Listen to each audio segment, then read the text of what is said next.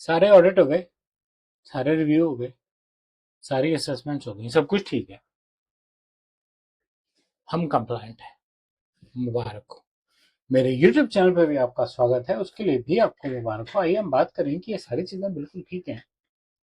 क्या बस इसी बात से हम कंप्लायंट हैं या कुछ और भी है आगे? ऑडिट का दिन आया, हमने अपनी पॉलिसी शेयर की, ऑडिटर्स ने पूरी रिव्यू की, स्क्रीनशॉट्स दिए और एविडेंस इकट्ठा कर लिया। हमने एविडेंस इकट्ठा करके दे दिया। होता है, ऑडिटर सिस्टम तो चेक ही नहीं करता, ऑडिटर तो कहता है मुझे ये स्क्रीनशॉट भेज दो। कहीं गैप होता है तो आप ट्रबल शूटिंग एक्सप्लेनेशन बना के उनको भेज देते हैं। ऑडिटर खुशी खुशी ले गया। पर ये वो ऑडिट थोड़ी हो रहा है जिसमें मैं आपको लॉग भेज सकता हूँ, और अगर लॉग में एरर है, तो मैं आपको एरर की जस्टिफिकेशन भेज सकता हूँ। ये तो वो खेल है भाई जो आप खेल रहे हैं, तो मेरे सामने खेल रहे हैं, सही खेल रहे हैं गलत खेल रहे हैं, जानना और होना बहुत जरूरी है। ऑडिटर क्या देखेगा? पॉलिसी देखेगा, रिपोर्ट्स देखेगा, वर्क फ्लोज देखेगा, सैंपल वर्क फ्लोज देखेगा, आपसे वो मांगेगा, स्क्रीनशॉट्स मांगेगा, लॉग्स मांगेगा, बस।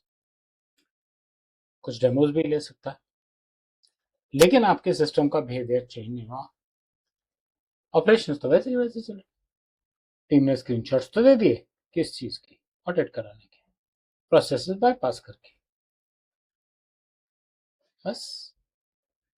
टीम का बिहेवियर चेंज नहीं हुआ, क्योंकि शायद उनको ये रियलाइज भी नहीं हो रहा कि प्राइवेसी कितनी है। शायद वो ये भी रियलाइज नहीं कर रहे कि उनका अपना पर्सनल डेटा कल को ब्रीच होगा तो उनको कैसा लगेगा। इनफॉर्मल वर्क फ्लोज चल रहे हैं, कंप्लायंस परफॉर्मेंस इशू बन जाती है, ऑडिट की विजिबिलिटी रहती है। ऑपरेशनली कोई रेडी नहीं है, कोई ऑपरेशनल रियलिटी नहीं है, सिर्फ टेम्परेरी फिक्सेस है हर जगह और कुछ भी नहीं। ऑडिट पास करने का मतलब है आपने रिस्क मैनेज किया, ये गलत। एविडेंस साफ सुथरा लग सकता है, ऑपरेशंस फेल कर सकते हैं, लेकिन बिहेवियर मैटर करता है, जो एक बहुत इंपॉर्टेंट चीज है, उसको आपको ध्यान से देखना पड़ेगा। ऐसा क्यों होता है? ऑर्गेनाइजेशंस ऑडिट्स को ऑप्टिमाइज करती हैं, डॉक्यूमेंट्स देखने आसान होते हैं, बिहेवियर चेंज करना मुश्किल होता है। इसीलिए डॉक्टर एन काबुकियन ने प्रिवेसी बाय डिजाइन का मॉडल भी बनाया था। आप अपना प्रोसेस ऐसा बना दीजिए, चेंज कर दीजिए कि लोगों को जो भी वो एक्टिविटी कर रहे हैं, प्रिवेसी एलिमेंट्स ऑटोमेटिकली इंक्लूडेड है। वो फिर भी गलत कर सकते हैं, वो फिर भी बाहर जा सकते हैं और कोई गलत एक्शन ले सकते हैं। ऐसा होता है, मेरे साथ पिछले 2 महीने से बहुत हो रहे हैं, या पिछले 2 महीने से मैंने देखने बहुत शुरू कर। लेकिन क्या आपने अपने प्रोसेस के हिसाब से किए कि लोगों को ये बात समझ आए कि भैया जरूरी है? डीबीटीपी कहता है ऑपरेशनल रियलिटी इंपॉर्टेंट है, reasonable security safe guards important है, अकाउंटेबिलिटी इंपॉर्टेंट है, इम्प्लीमेंटेशन कर दीजिए प्लीज। इन चीजों को टालिए मत, बहुत इंपॉर्टेंट चीजें। अच्छी ऑर्गेनाइजेशन ऑडिट करती हैं ऑपरेशंस को भी, एक्चुअल बिहेवियर को ऑडिट करती हैं, रियल वर्क फ्लोज को ऑडिट करती हैं, इम्प्लीमेंटेशन को वैलिडेट करती हैं, ऐसे छोड़ नहीं देती।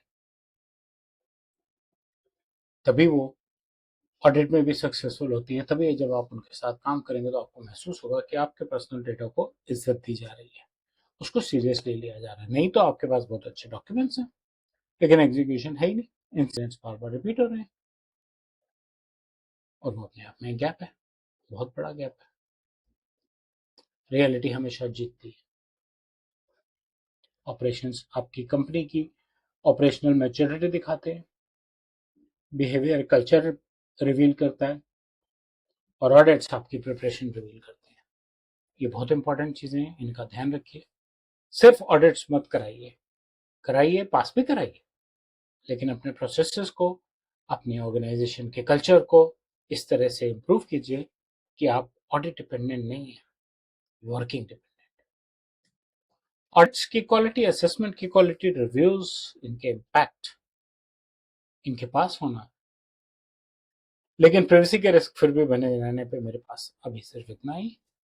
मुझे उम्मीद है आपको कंटेंट अच्छा लगा हो। बेल और लाइक आइकन दबाएं, मेरे चैनल से सब्सक्राइब करें, रेगुलरली आपको प्राइवेसी पे नया कंटेंट मिलता है यहाँ, और अपना फीडबैक कमेंट सेक्शन में जरूर शेयर करें। धन्यवाद।